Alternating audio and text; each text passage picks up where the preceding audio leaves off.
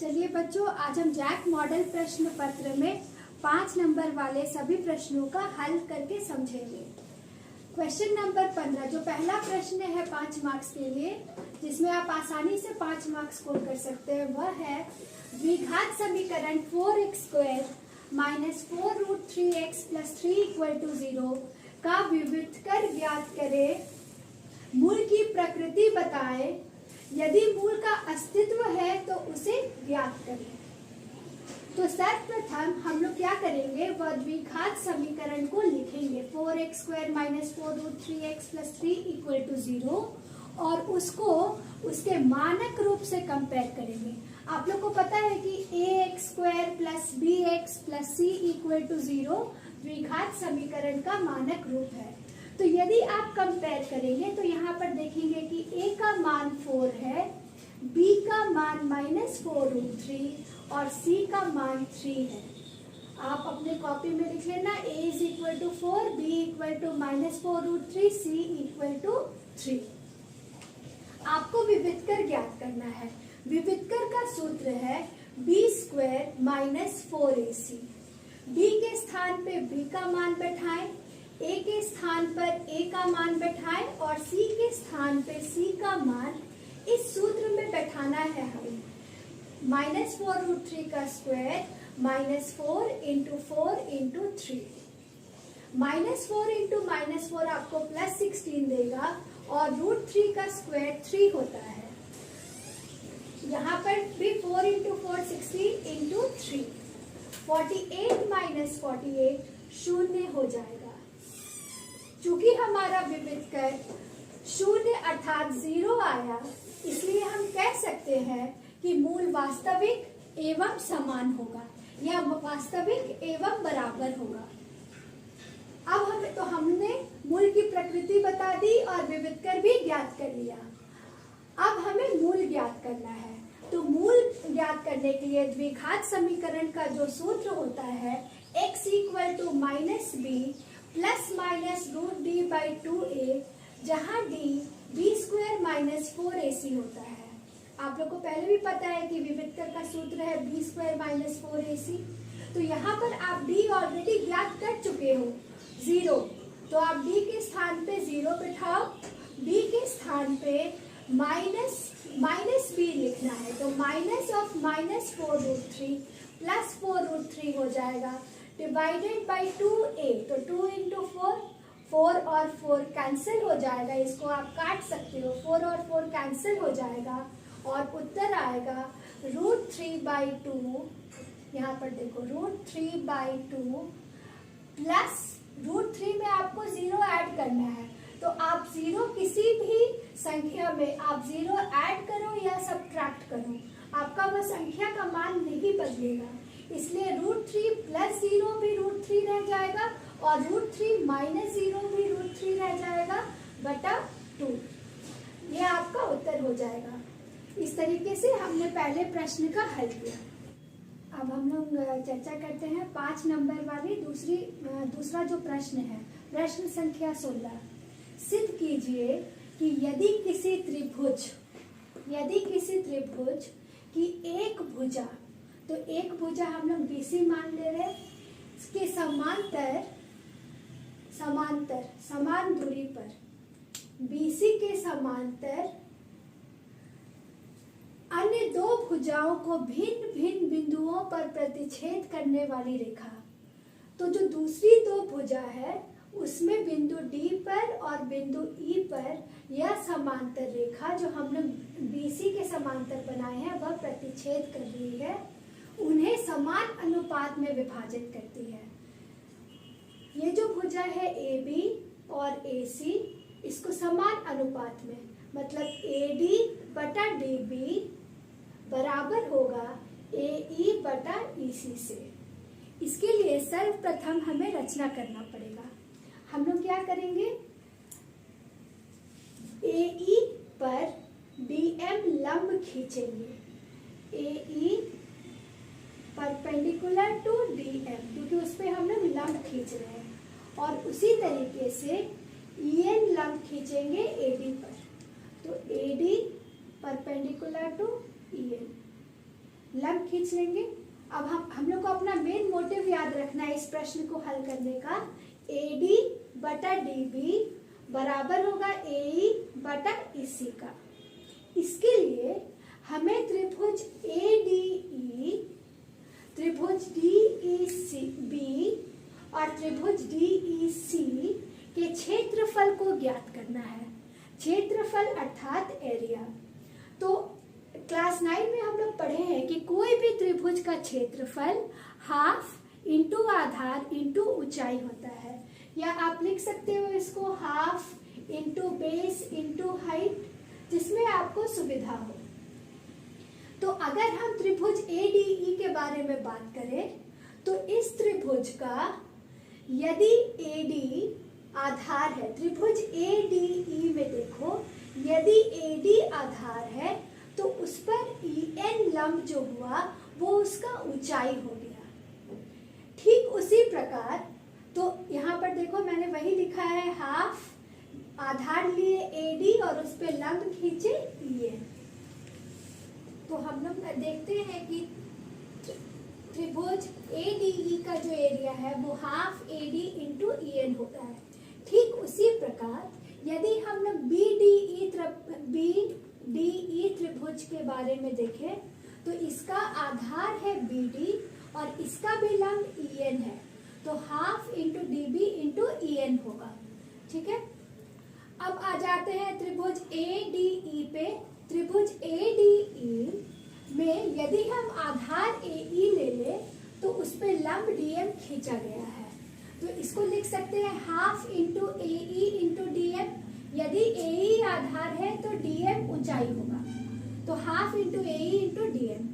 ठीक उसी प्रकार त्रिभुज DEC का जो क्षेत्रफल होगा वो होगा हाफ इंटू आधार EC इंटू ऊंचाई DM, half into EC into DM। अब हमें क्या करना है, त्रिभुज ADE का क्षेत्रफल को त्रिभुज BDE के क्षेत्रफल से भाग करना है, अनुपात निकालना है दोनों का। तो यहाँ पर आप देख सकते हो त्रिभुज ADE का क्षेत्रफल हाफ AD इंटू EN यहाँ पे लिखा गया है, और त्रिभुज BDE का क्षेत्रफल यहाँ से half into DB into EN। Half half cut जाएगा, EN कैंसिल हो जाएगा और हमें मिलेगा AD बटा DB। ठीक उसी प्रकार अब हम त्रिभुज ADE और DEC को लेते हैं, तो इन दोनों त्रिभुजों में देखो half into AE into DM, आधार यदि AE है तो ऊंचाई DM है, half into AE into DM को भाग करेंगे half into EC into DM से, हाफ और हाफ कट जाएगा, DM भी कैंसिल होगा या कट जाएगा, काट देते हैं तो आएगा AE बटा EC।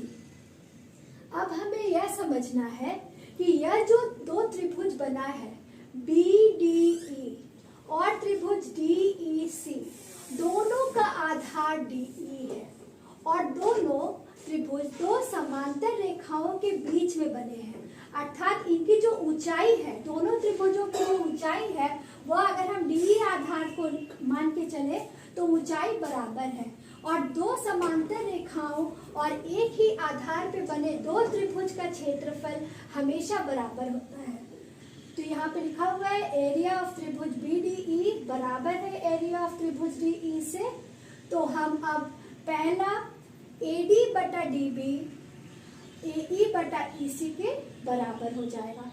कैसे कंपेयर करें, देखो दोनों का अंश में त्रिभुज ADE है और दोनों का, इसके हर में है त्रिभुज BDE और इसके हर में है त्रिभुज DEC, लेकिन क्षेत्रफल त्रिभुज DEC का और क्षेत्रफल त्रिभुज BDE का बराबर है और अंश वाला भी दोनों का बराबर है। अतः ये वाला समीकरण जो है इस समीकरण के बराबर हुआ, इसीलिए हम लिख सकते हैं AD बटा DB बराबर है AE बटा EC से। अब आते हैं प्रश्न संख्या 17 पे। इसमें 7 मीटर ऊंचे भवन के शिखर से, तो देखो ये जो AB है या ऊंचा भवन है, 7 मीटर ऊंचा भवन के शिखर मतलब उसका टॉप पे जब खड़े होंगे से एक केबल टावर केबल टावर तुम्हारा CD है। एक केबल टावर का उन्नयन कोण 60 डिग्री है। तो देख सकते हो यहाँ पे मैंने 60 डिग्री की रचना की है। AC एंगल CAE 60 डिग्री है और उसके पाद का अवनमन कोण 45 डिग्री है। केबल टावर का जो पैर है उसको पाद बोलते हैं, तो उसका जो पैर है उसका अवनमन कोण 45 डिग्री है। तो हमें इस टावर की ऊंचाई ज्ञात करनी है, CD हमें ज्ञात करना है इस प्रश्न में। तो सबसे पहले हम लोग को ये जानना पड़ेगा कि AE जो है वह BD से समांतर है और यह एक तिर्यक रेखा है। तो आंतरिक अंतः कोण, अगर ये कोण 45 डिग्री है तो यह कोण का मान भी 45 डिग्री होगा। अब हम त्रिभुज ABD में यदि देखें तो 45 डिग्री हमें पता है। हम लोग को कोई भी त्रिकोणमितीय अनुपात लेना है, लेकिन हमें ज्ञात क्या करना है, BD।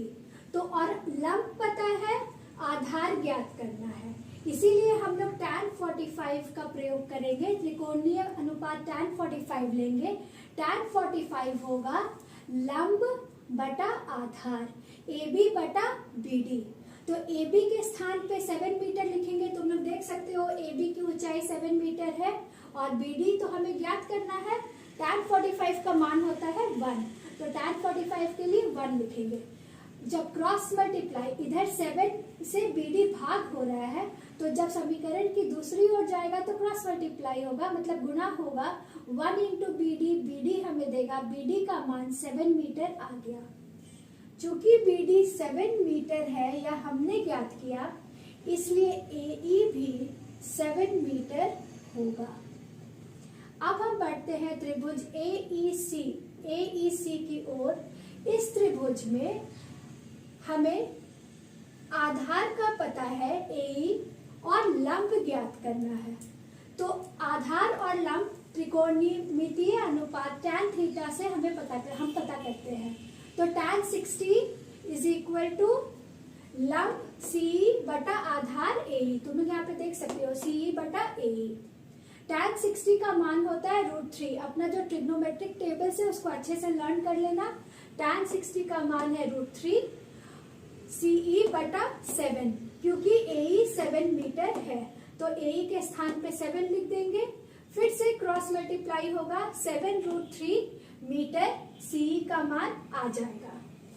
अब हमें केबल टावर की ऊंचाई ज्ञात करनी है। तो केबल टावर जो है वह CD है। अगर हम CE में ED को जोड़ दें तो हमें CD का पता चल जाएगा। CE अभी अभी हमने कैलकुलेट किया 7√3 मीटर, और ED अगर ये AB 7 मीटर है तो ED भी 7 मीटर है। इसलिए तुम लोग यहाँ देख सकते हो CE के स्थान पे मैंने 7√3 और ED के स्थान पे 7 लिखा है। अब दोनों में 7 कॉमन है, तो 7 जो कॉमन है उसको उभयनिष्ठ है, उसको हम लोग निकालेंगे। यहाँ से √3 आएगा और यहाँ से 1 आएगा। तो अतः इस प्रश्न का उत्तर है 7 इंटू √3 + 1, ब्रैकेट में √3 + 1 लिखना मीटर। प्रश्न संख्या 18 में हमें पानी पीने वाले एक गिलास जिसकी ऊंचाई, अगर तुम ऊंचाई देखो तो ये ऊंचाई होता है, जिसकी ऊंचाई 14 सेंटीमीटर है और उसके दोनों सिरों का व्यास। तो पहला सिरा का व्यास मतलब पूरा यहाँ से यहाँ एक रेखा जो केंद्र से गुजर के दोनों परिधि को टच करे, ठीक है। तो इसका व्यास 14 सेंटीमीटर दिया हुआ है और दूसरे सिरे का व्यास तुम्हारा 2 सेंटीमीटर दिया हुआ है। तो यदि व्यास 14 सेंटीमीटर है तो त्रिज्या जो है वह व्यास का आधा होता है, तो इसीलिए त्रिज्या हो जाएगा 7 सेंटीमीटर। तो हमें एक ऐसे ग्लास का धारिता ज्ञात करना है जिसकी ऊंचाई 14 सेंटीमीटर, उसके एक वृत्त का त्रिज्या 7 सेंटीमीटर, दूसरे वृत्त का त्रिज्या 1 सेंटीमीटर है। तो हमें इसमें शंकु के छिन्नक का आयतन का सूत्र ज्ञात करना है। पहले सूत्र उसका होता है πh/3 multiplied to r1² plus r2² plus r1r2। ये बिल्कुल मतलब बहुत इंपॉर्टेंट क्वेश्चन है। इस वाले पार्ट से आपका छिन्नक का, शंकु के छिन्नक का आयतन आ सकता है परीक्षा में, इसीलिए आप ये सूत्र बिल्कुल बाय हार्ट करके जाना एग्जाम में। पाई मतलब 22/7, h 14 सेंटीमीटर है यहाँ पे, बाई 3 इंटू R1 स्क्वायर, तो 7 का स्क्वायर, R2 मतलब 1 का square plus R1 into R2, 7 into 1, 7 square होगा 7 इंटू 7 49, 1 स्क्वायर 1 और 7 इंटू 1 7। जब ये तीनों को हम लोग ऐड करेंगे तो 57 आ जाएगा, 49 प्लस 150 प्लस 7 57, तो 22/7 इंटू 14/3 इंटू 57 का जब हल करेंगे तो 3 का टेबल में 3 जैसे तुम भाग भी दे सकते हो, 57/3, 3 1 जा 3, 2 बचा, 3 9 जा 27, तो 319 टाइम्स 27 होगा, 44 इंटू 19 हमें 836 सेंटीमीटर क्यूब। इकाई पे ध्यान देना, हमेशा क्यूब होता है, अगर आयतन निकाल रहे हो तो पावर 3 देना, सेंटीमीटर क्यूब। अब हम आते हैं प्रश्न संख्या 19 की ओर, और ये आखिरी प्रश्न है 5 मार्क्स वाला। निम्न आंकड़ों से आपको माध्य ज्ञात करना है। वर्ग अंतराल दिया हुआ है 100 से 150, 150 से 200 और 200 से 250, मतलब आपको क्वेश्चन से कॉपी करना है इसको टेबुलर फॉर्म में। 200 से 250, 250 से 300 और 300 से 350। और बारंबारता मतलब कि 100 अगर मान लीजिए कि कोई मजदूर का इनकम 100 से 150 रुपए है तो उसमें 4 मजदूर हुए। यदि 150 से 200 रुपए है तो 5 मजदूर, 200 से 250 तो 12, 250 से 300 में 2 मजदूर है और 300 से 350 में 2 मजदूर है। तो इस तरीके से आपको बारंबारता मतलब कितनी बार वो आया है, तो बारंबारता को इंग्लिश में हम लोग फ्रीक्वेंसी बोलते हैं, इसीलिए एफ से डिनोट किया गया है इसको, ठीक है, एफ। तो एफ का एक कॉलम होगा और ये जो पहला कॉलम है वर्ग अंतराल का, उसको इंग्लिश में क्लास इंटरवल बोलते हैं, इसलिए CI भी आप लिख सकते हो। तो हमें माध्य ज्ञात करना है। माध्य का सूत्र होता है समेशन fx बराबर समेशन f।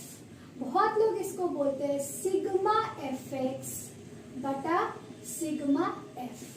तो आखिर ये सिग्मा होता क्या है?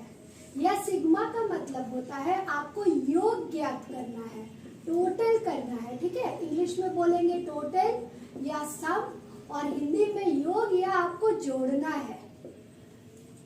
तो इस सूत्र से आप देख सकते हो माध्य है समेशन fx, सिग्मा fx, मतलब बारंबारता को x से गुणा करना है और उसका योग लेना है और उसको भाग करना है बारंबारता का योग से। तो सबसे पहले ये x होता क्या है इसके बारे में हम लोग थोड़ा चर्चा कर लेते हैं। x होता है वर्ग चिन्ह, वर्ग चिन्ह, और वर्ग चिन्ह निकलता कैसे है? निम्न सीमा, किसी भी वर्ग अंतराल का निम्न सीमा लो और उसकी ऊपरी सीमा लो। उसकी ऊपरी सीमा यहाँ पर क्या है? 150। निम्न सीमा प्लस ऊपरी सीमा बटा 2। 100 में 150 ऐड करेंगे 250 आएगा, 250 बटा 2 125। तो इस तरीके से हमें वर्ग चिन्ह प्राप्त होता है। किसी भी वर्ग अंतराल का यदि वर्ग चिन्ह निकालने बोला जाएगा, 1 मार्क क्वेश्चन में आ सकता है, तो क्या करना है? निम्न वर्ग सीमा में ऊपरी वर्ग सीमा को जोड़ना है और 2 से भाग करना है। तो 100 150 जोड़ेंगे 250 आएगा, 250 को 2 से भाग करेंगे 125 आएगा। ठीक उसी प्रकार अभी हम लोग 150 200 जोड़ेंगे तो 350 आएगा और 2 से भाग करेंगे। तो इसी तरीके से यह टेबल तैयार किया गया है, ठीक है। लास्ट वाला हम लोग देख लेते हैं। 300 में 350 जोड़ेंगे तो 650 आएगा और जब उसको 2 से भाग करेंगे तो 325 आएगा। तुम लोग को क्या करना है परीक्षा में? पहला वाला वर्ग अंतराल का वर्ग चिन्ह x बिल्कुल सही कैलकुलेट करना है। 100 प्लस 150/2, 250/2 125 आ जाएगा। और उसके बाद क्या कर सकते हो तुम? वर्ग अंतराल देख लो, 100 से 150 में 150 से 100 घटाएंगे तो 50 आ जाएगा। तो तुम डायरेक्टली 50 125 में 50 ऐड करोगे 175 हो जाएगा, 175 में 50 ऐड करोगे 225 हो जाएगा, उसमें 50 ऐड करोगे 275 और 325। तो आप ये भी कर सकते हो, या आप निचली निम्न वर्ग सीमा और ऊपरी वर्ग सीमा को ऐड करो और 2 से भाग करो, ये चॉइस आपका है। अब हमें क्या करना है, f को x से, बारंबारता को वर्ग चिन्ह से गुना करना है। तो f और x को गुना करेंगे तो यहाँ पे 4 इंटू 125 हो जाएगा 500, 5 इंटू 175 गुना करेंगे 875, 12 इंटू 225 2700, 2 इंटू 275 550, 2 इंटू 325 650 होगा।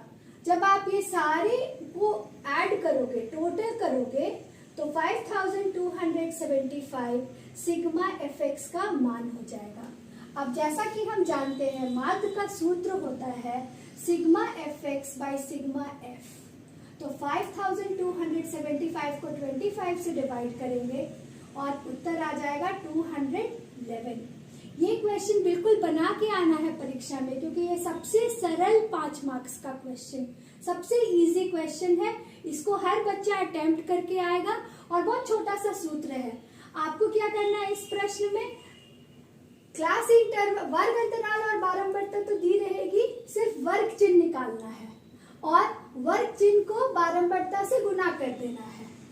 बारंबारता का योग निकालना है और fx का योग निकालना है, और fx का योग को बारंबारता का योग से भाग कर देंगे तो हमें माध्य प्राप्त हो जाएगा। तो इस तरह बच्चों हमने 5 नंबर के सभी प्रश्नों पर आज चर्चा की। चूँकि जैक द्वारा इस बार एक ही मॉडल प्रश्न पत्र रिलीज हुआ है, इसलिए ये जो 5 प्रश्न पर जिसमें हमने चर्चा की बहुत ही इम्पोर्टेंट है। आप लोग इससे बार बार दोहराएं, पुनः अभ्यास करें और आशा करती हूँ कि बहुत अच्छे नंबरों से आप लोग पास करेंगे। धन्यवाद।